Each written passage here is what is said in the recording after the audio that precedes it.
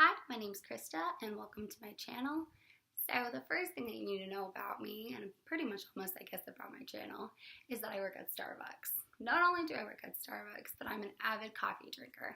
And so our first session is going to focus on the thing that gets me through every single Wednesday, pretty much every day actually, but coffee.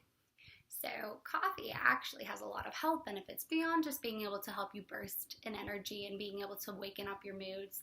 It also actually has an effect on the amount of depression symptoms that are exhibited in a lot of people. So for example, we know that coffee helps stimulate things in the brain. It's the most basic gist of it.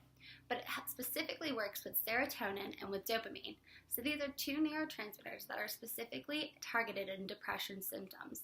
So dopamine is constantly viewed as low in people who have depression, and so caffeine is able to regulate that. So the Journal of Clinical Biochemistry and Nutrition found that people who drank 3 or more cups of coffee typically had fewer symptoms of depression than people who didn't drink any or even had lower amounts. So having that extra cup of coffee might actually not be the worst idea. It was also found in another study conducted by the European Journal of Clinical Nutrition that there was an inverse relationship between coffee consumption and self-expressed symptoms of depression. So they found that there was a 43% less likely chance of getting depression with coffee consumption.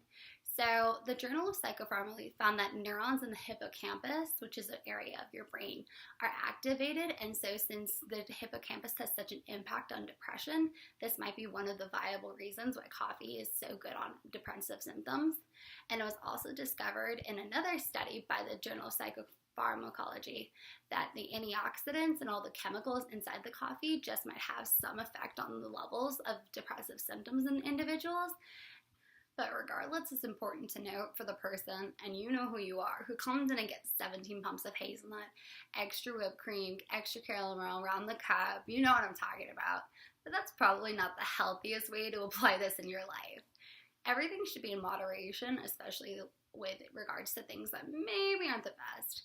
But it is important to note that if you want that extra cup of coffee, or in my case, you want a whole French press worth of coffee, go buy a French press, it's worth it.